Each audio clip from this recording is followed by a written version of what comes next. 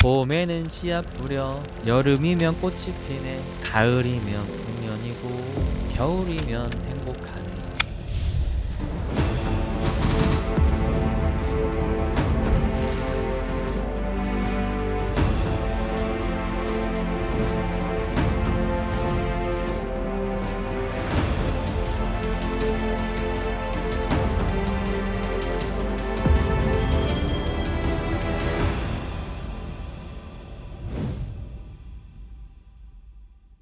네, 김경준 부자님과 함께하는 7월 월간 주포 시간 계속 이어가고 있는데요. 그 마지막, 세 번째 부자님께서 준비한 키워드 한번 공개해 주시죠. 네, 제가 준비한 세 번째는 기관 리밸런싱과 개인 유동성입니다. 운용사들이 지금 대부분의 조금 잘한다는 곳들이 거의 10년 내 최대 수익률을 기록하고 있어요. 10년 내에요? 10년 내에 최대 반기 수익률을 달성하고 있거든요. 그래서 제가 운용사 대표님들이라든지 매니저분들하고 소통을 해보면 계속 끌고 가려고 하는 쪽이 많아요. 그래서 저희가 이거 너무 높은데 뭐 저희는 또 딴 데 가면 이거 좀 빠지면 팔고 싶고 한데 본인들의 포트폴리오를 분명 압축은 해 나갈 텐데 지속적으로 끌고 가면서 수익률을 극대화하면서, 그리고 이분들은 또 실적 베이스라든지 데이터 베이스가 많기 때문에 요게 그 1개 분기 통과하면 또 다음 분기까지 한번 주식을 점프를 시키고 하면서 요거를 조금 길게 끌고 가고자 하는 니즈가 있다. 그리고 반면 일부는 이제 또 차익 실현을 하면서 돌리고자 하는데, 그때 이제 살펴봐야 될 부분이 얼마나 이 주가가 결국은 본인들이 보는 뭐 EPS 성장률이라든지 그 실적적인 부분에 있어가지고 눈높이와 주가의 눈높이가 얼마나 괴리가 발생했는지 이런 것들을 살펴볼 거거든요, 앞으로. 그렇게 됐을 때에 죄송스럽게도 조선이라든지 기계라든지 이런 부분은 많이 EPS와 이제 주가가 치고 가는 부분들이 이렇게 합치가 됐기 때문에 더 먹을 수 있는 볼륨 자체가 굉장히 좀 타이트해졌어요, 이 부분이. 그런데 지금 최근에 IT가 좋은 부분들이 저희가 대유동성 장세니까 너무 깊게 들어가지 말자라고 세팅을 했었고, 유동성이 왜 들어오는지에 대한 이해적인 부분이 필요할 때 현업에 있는 제가 저는 애널리스트도 아니고 연구만 하는 학자도 아니기 때문에 실제로 돈을 운용하고 운용하시는 분들과 소통해 봤을 때에 그분들은 그 EPS 대비해 가지고 또는 퍼 대비해 가지고 굉장히 아직 싼 위치에 있는 주식들을 담으려고 한다. SK하이닉스가 굉장히 많이 올라 보이는데 그 반도체 쪽에서의 12개월 퍼를 보면 평균적으로는 11.2배 정도였었거든요. 그런데 지금 위치가 7.9배 정도인데 SK하이닉스가 굉장히 요즘에 많이 올라와서 얼마냐? 보통 주가만 보고는 이거 당연히 한 13배 하는 거 아니야? 이럴 수도 있거든요. 6.3배밖에 안 되니까 앞으로 이익은 또 삼성전자가 못 따라가니까 이익은 더 벌 건데, 지금 대표 기관 매니저들이라든지 막 이렇게 큰 돈을 몇천억 아니면 조 단위로 운용하시는 분들하고 소통해 봤을 때에 SK하이닉스 그리고 그 지주회사 SK스퀘어 굉장히 편안하게 업사이드 굉장히 크게 보고 지금 담고 있어요, 이제. 그렇기 때문에 앞으로도 이걸 주식은 계속 이런 게 반복이 될 거고, 죽은 애가 뚜껑 열고 관뚜껑 열고 나오기도 하고 이랬다가 이제 나락으로 떨어지기도 하는데, 뭐든 처음 이렇게 돌릴 때에는 딴 거 보시면 안 돼요. SK하이닉스 많이 올랐다라고 해가지고 SK하이닉스 안 보고 괜히 딴 거 당일날 많이 오르는 거라든지 업체명 말해서 그렇지만 오늘의 제주반도체라든지 좋은 회사입니다. 실적도 나오고 하도 좋은 회사인데, 진짜로 좋은 회사인데 그런 거는 전략이 없었잖아요, 저희가. 누구의 전략에도 없기 때문에 그런 거 말고 이런 기본적으로 채워나가야 되는 애들, 그리고 한 줄에서 세 줄 평이 가능한 애들, 컨셉이 명확한. 그래서 SK하이닉스, SK스퀘어를 필두로 요 바로 전에 월간 주포에서도 반도체다라고 하면 SK하이닉스와 이오테크닉스 요렇게 딱 요 바로 전 시간에 말씀드렸었는데, 그거 포함해가지고 ENF 테크놀로지라든지 요 부분도 아주 명확해요. 앞으로의 고도화되는 이제 반도체 공정에 있어가지고 그 이전에는 소부장 열풍이 불고 국산 장비 써야 되고 했었는데, 앞으로 고도화될 때 국산에만 매몰돼 있으면 못 따라잡는다. 그리고 격차를 못 벌린다. 그렇기 때문에 장비 쪽에서는 약간의 그 노이즈가 발생할 수 있다라는 먼 미래적인 관점이 벌써 반영이 돼서 그렇다라고 하면 소재 단을 보자 했을 때 ENF 테크놀로지. 그리고 뭐 당연히 동진 세미캠도 있지만 뭐 약간 IR에서 그 소극적인 회사, 그리고 솔브레인 같은 경우는 2차 전지랑 뭔가 믹스되어 있으니까 하고 X 치면 요거 해가지고 남긴 쪽만 투자를 한다거나, 그러면 저는 한 반도체에서 많아도 한 3종목을 끌고 갈 것 같은데. 근데 이 반도체 쪽에서 이 HBM 관련해가지고 저번 시간에 토모큐브 다음으로 네. 소개해 주셨던 기업도 있잖아요. 그 기업도 계속 보나요? 네, 그 기업 같은 경우에는 아직 시작도 안 했으면서 제가 지속적으로 26,000원에서 30,000원까지 지속적으로 모아라 하다가 제가 풍산으로 고객을 3분 잃었거든요. 진짜 큰 고객이었는데 3분을 잃었어요. 2달을 못 기다려요, 2달을. 그래서 그 여기에서 모아서 지금 한 2.5배 정도 났는데 한 분은 돌아오셨는데 3분 중에 안 돌아오세요. 그 율촌화학 기업만 말씀드리겠습니다. 율촌화학 26,000원에서 30,000원까지 지속적으로 모으시다가 나중에 한번 빵 터지는 제일 1차, 마치 한국전력이 땅 터지고 LG CNS가 터지고 풍산이 터지고 뭐가 터지는, 솔트룩스가 터지는 것처럼 제 종목이 항상 그래요. 그래서 얘가 이렇게 돼 있다가 먼저 ESS로 빵 터지는 그 시점에 뭐 사실은 30,000원까지 못 담으신 분은 31,500원에 빵 담으시고, 다 확인하고 할래라고 하시는 분은 그냥 35,000원에 듬뿍 담으시면 됩니다. 그게 요즘에 대유동성 장세인데 왜 안 움직였느냐? 상속 증여가 걸려 있었어요. 이게 기준일 자체가, 왜냐하면 증여하거나 했을 경우에 그 전후 2개월간의 종가를 평균 지어가지고 세금을 때리는데, 최근에 그게 풀렸거든요. 지난주에 그게 딱 풀렸기 때문에 이제 요번 주부터 해서 2분기 실적 발표 나오는 그때 이미 저는 수출 데이터를 확인이 끝냈기 때문에 안심하셔도 되는 게 4, 5, 6월이 이제 2분기 실적 발표인데 4, 5월에 이미 그 실적을 넘어섰어요. 분기 실적을. 그렇기 때문에 굉장히 편안하게 그냥 담아놨다가 저희가 포트폴리오를 구성해야 되기 때문에 몇 프로 비중이 있을 거잖아요. 그 비중을 담아놨다가 나중에 반드시 더 실고를 해야 된다. 그래서 먼저 ESS 쪽이 굉장히 크게 반영이 될 거고, 요 부분은 매년 47% 성장이거든요. 매년. 그 ESS 쪽이 글로벌하게는 보통 평균적으로 30%대의 성장을 보이는데, 국가적으로도 이쪽으로다가 50조를 돈을 투입하기로 했고, 기타 등등 해가지고 ESS 쪽으로 얘는 그 LG 엔솔의 솔벤더로 독자적으로 기술을 이용해가지고 이게 특허도 등록이 돼 있는 그걸 이용해서 하기 때문에 이쪽이 1차 업사이드를 내준 다음 2차 업사이드는 HBM4 쪽으로다가, 지금은 땡땡전자만 얘기했지만 뭐 땡땡 닉스까지도 넘볼 수 있는 회사다 해서 굉장히 편안하게 끌고 가시면 되십니다. 그리고 지금 이제 자동차 쪽도 저는 오늘 사고 왔거든요. 그래서 2% 물렸습니다. 그런데 이렇게 처음 딱 사고 싶을 때 따닥 사고 나서 이제 비중 조절을 해야 되는 건데, 지금 그 자동차 같은 경우에도 퍼가 4.3배 요 정도밖에 안 나오거든요. 엄청 싸요. 엄청 싸요. PBR도 너무 싸요. 그렇죠. 그런데 그런 많은 부분들, 관세적인 부분이라든지 정말 많은 경쟁력이라든지 이런 걸로 인해 가지고 이렇게 되는데, 요 부분도 당연히 저 PBR이랑 또는 배당이랑도 묶어 가지고 봐야 되기 때문에 지금 현대차를 제가 사고 나왔고 현대모비스를 사고 나왔고 글로비스를 보유 중이긴 한데, 뭐 글로비스는 번외로다가, 그래서 현대차 같은 경우에 PBR이 0.5배, 뭐 모비스는 더 이제 낮은 상태에서 그 현대차가 지금 배당이 한 6% 정도 나오고 기아가 한 7% 정도 나오거든요.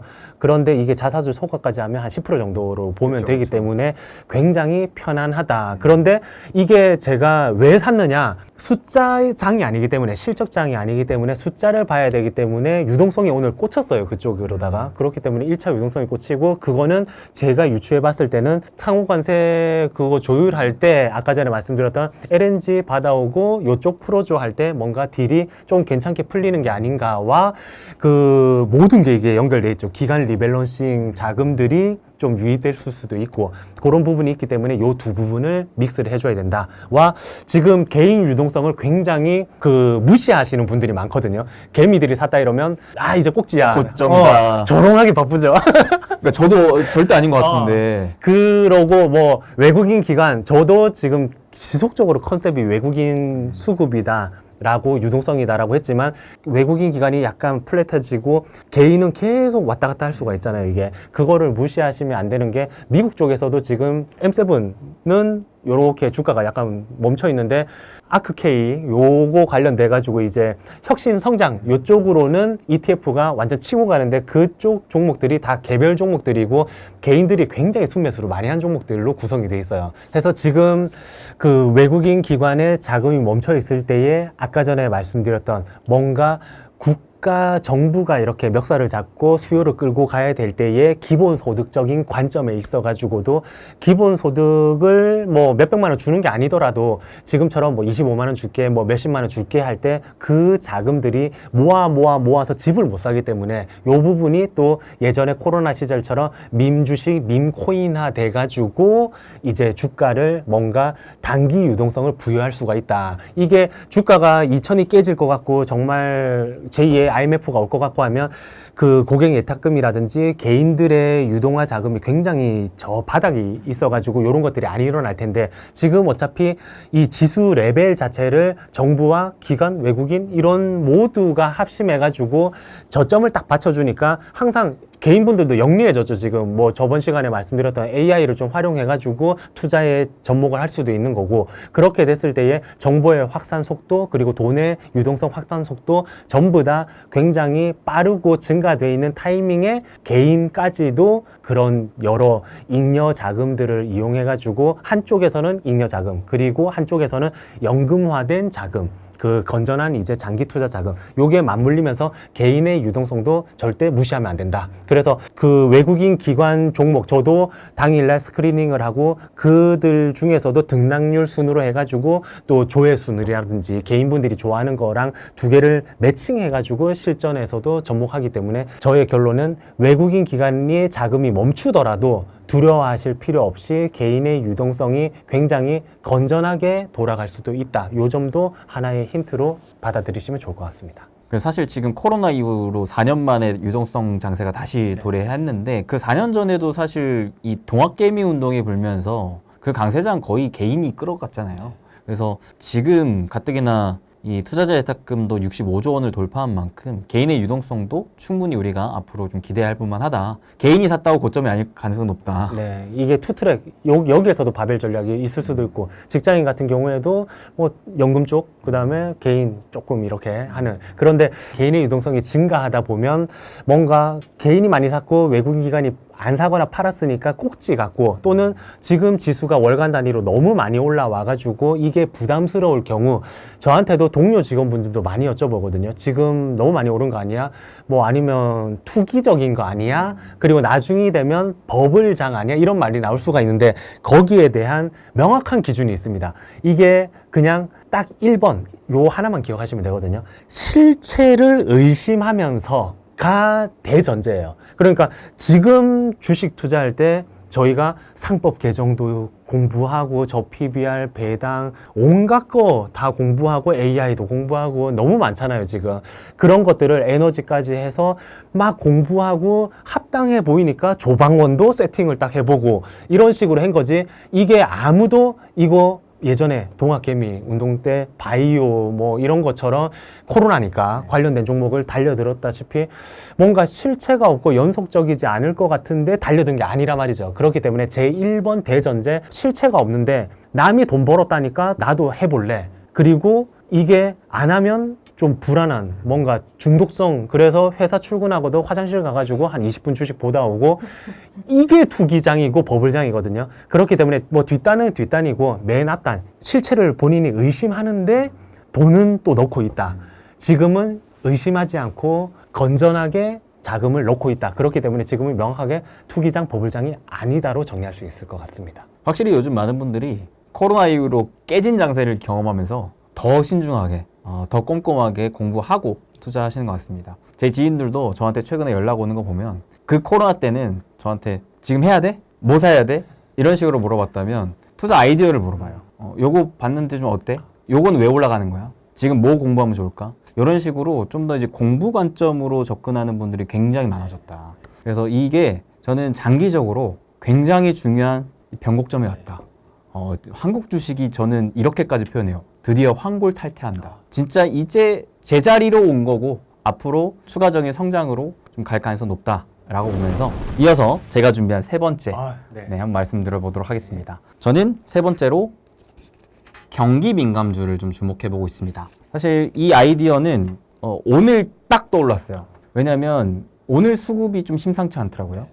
확실히 지금은 유동성 장세이기 때문에 저도 이 유동성을 가장 1순위로 놓고 보고 있는데 오늘 기존의 주도주들이 좀 차익 실현이 슬슬 나오면서 새로운 바닥 주식들로 급격하게 쏠리는 현상들이 좀 나오더라고요. 근데 이 주식들의 공통점을 보니까 반도체, 건설, 내지 철강 이거 다 경기 민감주네. 왜 올라가지 하고 보니까 구리 가격이 상단을 뚫고 추가 상승 모멘텀이 나왔더라고요. 그래서 사실상 지금은 또 유동성이 만들어지고 있는 대금리 인하 시대이고 이 금리 인하 기조가 계속 이어짐에 따라서 점진적으로 경기가 회복되는 국면으로 가고 있고 이게 그 경기 선행 지표인 구리 가격의 상승으로까지 이어지고 있다 보니까 이제는 경기 회복에 대해서 경기 민감주 쪽으로도 붙을 수 있겠구나. 아까 부장님께서도 말씀하셨다시피 SK하이닉스가 주가는 차트로만 보면 신고가를 뚫고 너무 비싸 보이는데 이 이익 대비 이 시총 기준으로 보면은 PER이 과거 고점보다도 사실상 거의 한 반 정도, 절반 정도 수준밖에 안 된다라는 것만 봤을 때에도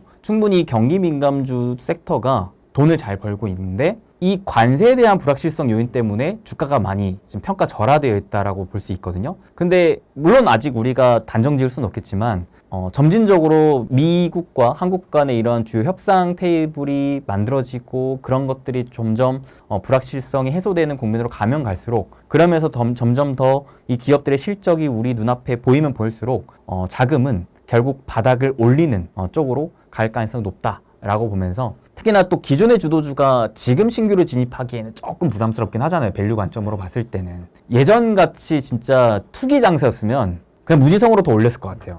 근데 지금은 더 판단하고 신중하게 접근하시는 분들이 많기 때문에 굉장히 싸고 투자 아이디어도 비슷한데 새롭게 올라갈 주식이 뭐가 있지? 이런 식으로 계속 찾는 연습을 하시거든요. 그 관점에서 저는 경기 민감주, 그중에서도 반도체, 건설, 철강, 자동차 이쪽이 또 정부 정책이랑도 수혜를 기대할 수 있으면서도 이 저PBR 주식들도 굉장히 많기 때문에 이쪽을 좀 유념하면서 보면 좋지 않을까라는 생각을 좀 가져봤습니다. 어떻게 생각하세요?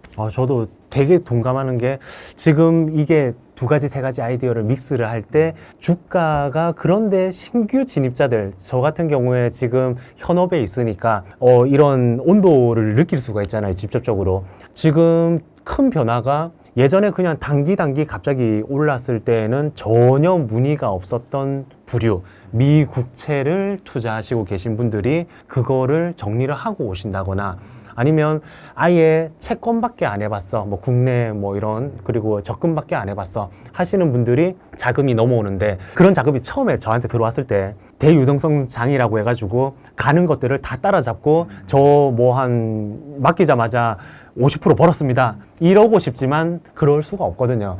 신규 자금 들어오면 깨먹는 데에 되게 이제 예민하기 때문에 먼저 안전마진이 확보되기 전까지는 굉장히 조금은 타이트하게 관리를 합니다. 그 손익비도 계산을 하고 그 하락 변동성이라든지 이런 것들이 적게 나올 그렇게 됐을 때에 지금 말씀해 주셨던 쪽으로다가 진입하기가 굉장히 용이하기 때문에 아까 말씀드렸던 뭔가 기관들의 리밸런싱 자금과 신규 개인의 그리고 이분들은 아까 방금 말씀드렸던 미국채도 하시고 채권도 하시고 굉장히 안정적이고 안 깨먹어야 되고 주식은 삼성전자조차도 안 해보셨던 분들이 지금 넘어오시는 거거든요.